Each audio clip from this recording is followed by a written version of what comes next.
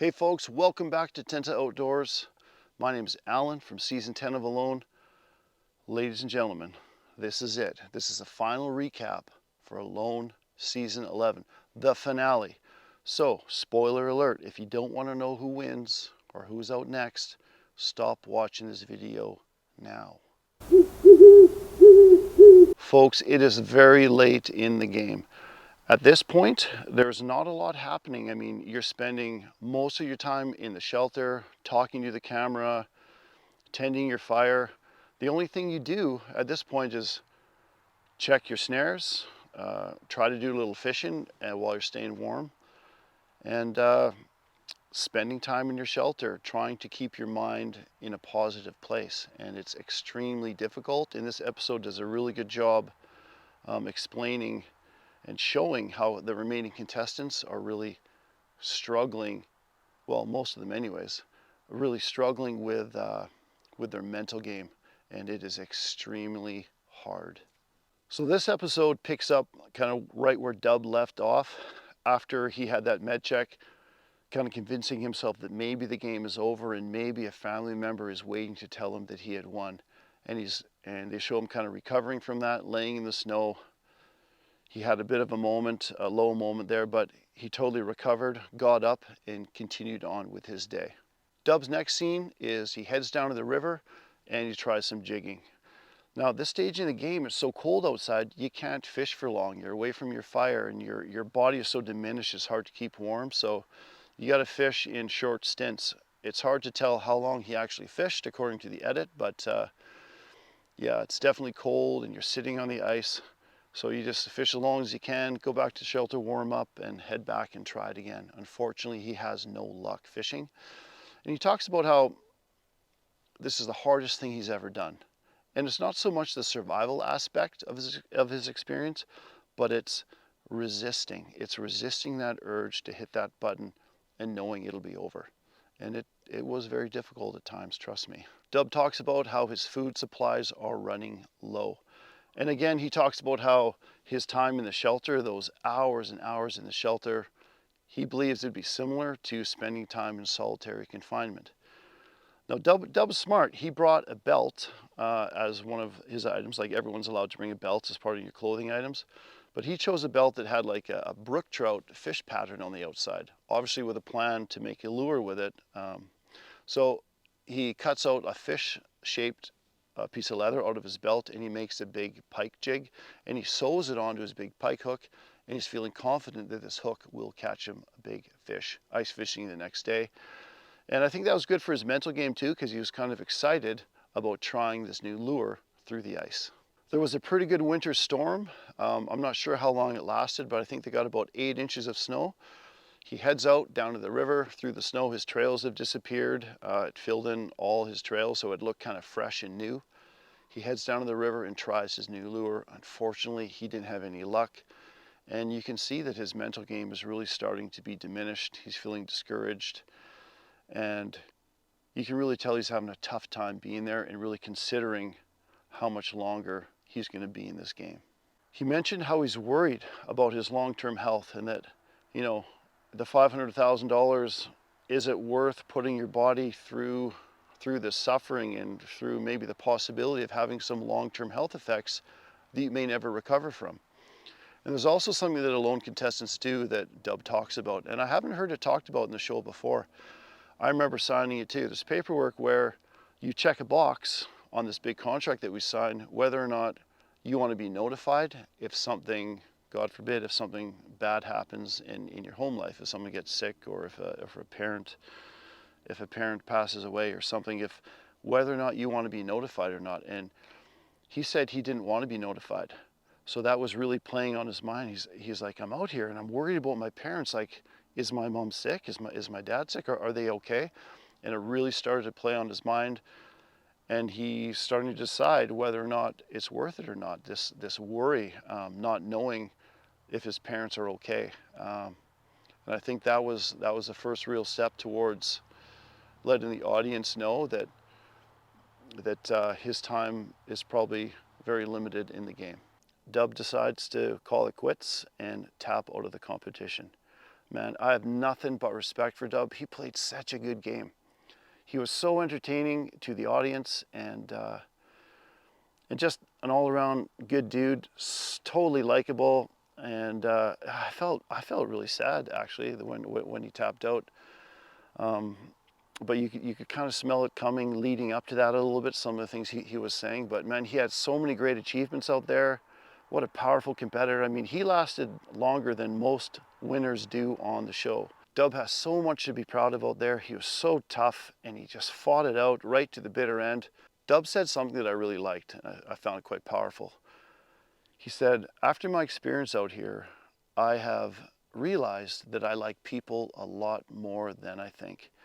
And I thought that was a really awesome statement to say, and that relationships and family and love is the most important thing. And material items, like you really learn out there that material items are not important. Like I missed nothing material.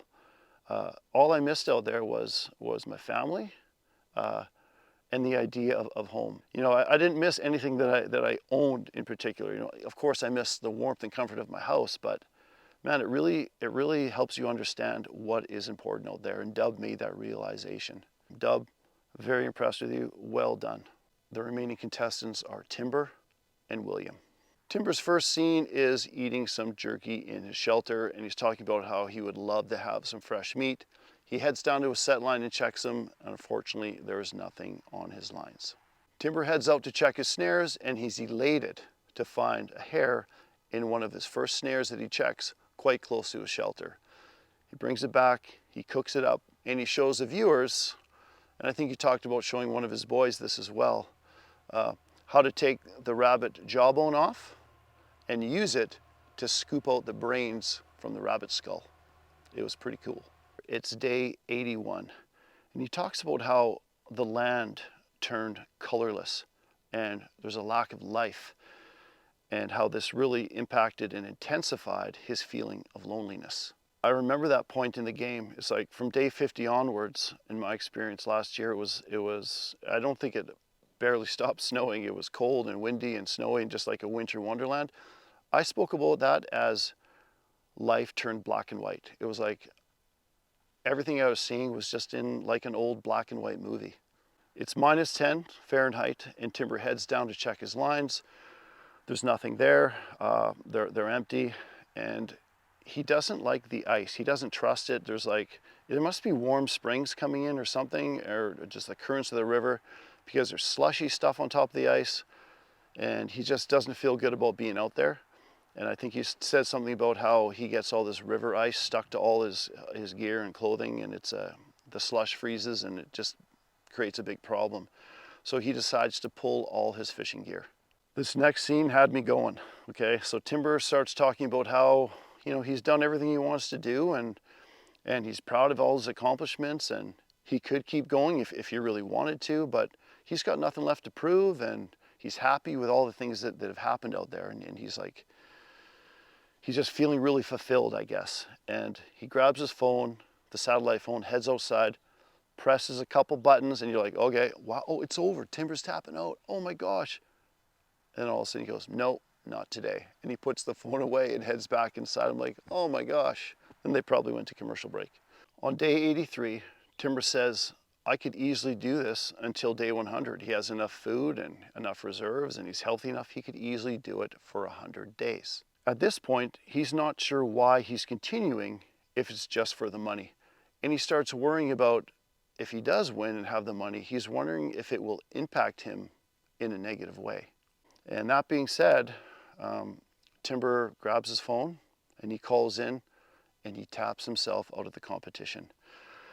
But as he's tapping out, like there's no sadness. Like his eyes are bright, his face was bright, he was happy, and I think his journey was done. Like there was nothing left for him to prove, and he realized that, you know, I guess the important things in life are not about winning the money, and he liked the work. He likes the work that he does, and he's afraid that the money will impact him in a way that he just doesn't want. And the guy's going to go down in the Alone history books as, you know, one of the strongest competitors out there. I mean, he was so solid. Everything he did was just like spot on. I got to compliment his filming. Like when he'd leave his shelter door open and he's in there working and the fire's going and he sets his camera out, like those are some amazing filming episodes that he did. And his stories, his narration to the camera, his camera angles, his ability to get big game. I mean, he harvested that moose and it was such a quick, clean kill, and he managed to save, according to the edit, you know, the majority of the meat. And his food caches, the way he kept his food safe from everything trying to get at it. He was just an incredible competitor, and super impressed with Timber, and I wish him all the best. I really enjoyed watching him. Next up on the episode, William. It's day 77 and he's building a lean-to, finishes the lean-to in front of the fire to capture the heat, and he kind of uses that as his day use area away from his shelter. I think that really helped his mental game, not being in the shelter so much, being out, instead of sitting in the shelter staying warm.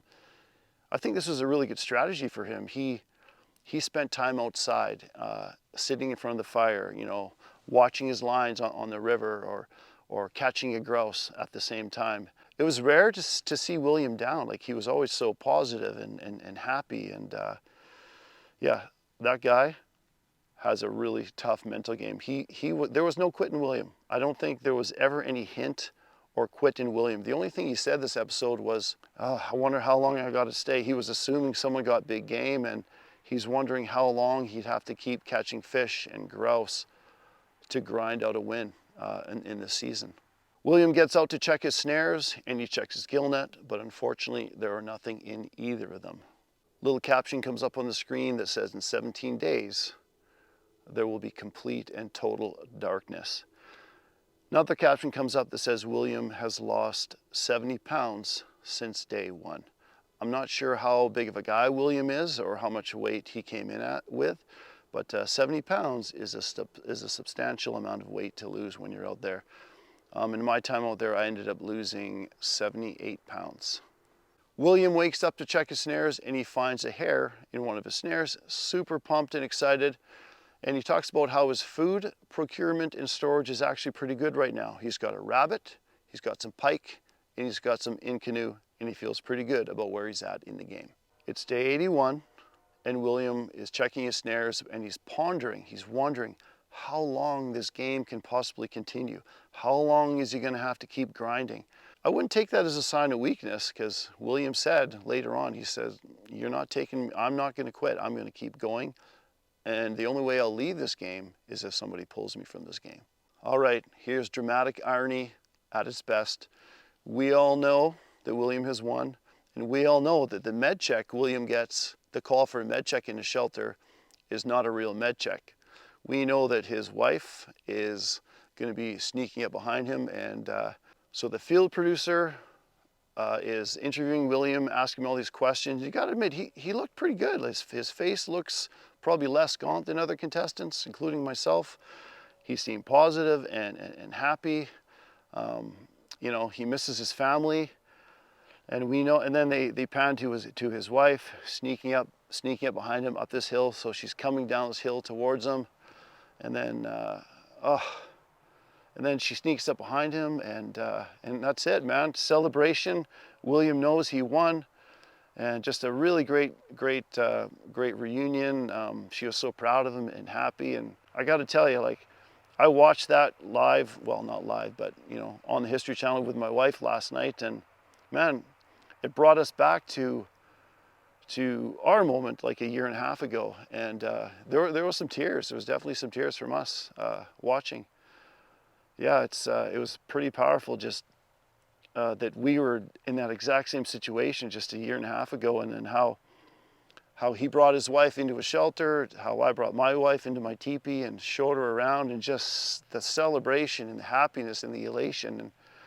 And you don't think about winning the money. Like, the money, didn't even think about it. And I say that on TV. It's like, I was just so excited that you know, I could see my wife and it was over, and now I was going home and I could have some good food. And even though it was a really great experience, you know, I think most people who win are or happy to enjoy some of the comforts of life shortly after you get taken out of your spot. There's definitely mixed emotions though. Like, it was kind of sad leaving, but again, a lot of happiness along with that though too. So congratulations to William. Got to give a shout out to William, making me look good with my prediction for who's going to win this season. Thank you, William. And a shout out to Canadians who have had strong showings the last 3 seasons. And I look forward to season 12 of Alone. Thanks guys, thanks for sticking around for the channel and watching my recaps. I've really enjoyed doing them. Don't forget to check out my channel. I'm going to continue making some videos. This week I'm also launching my video that I made when Lisa and I revisited my spot on season 10 and spent the night. So keep your eye out for that. Thanks guys, it's been fun.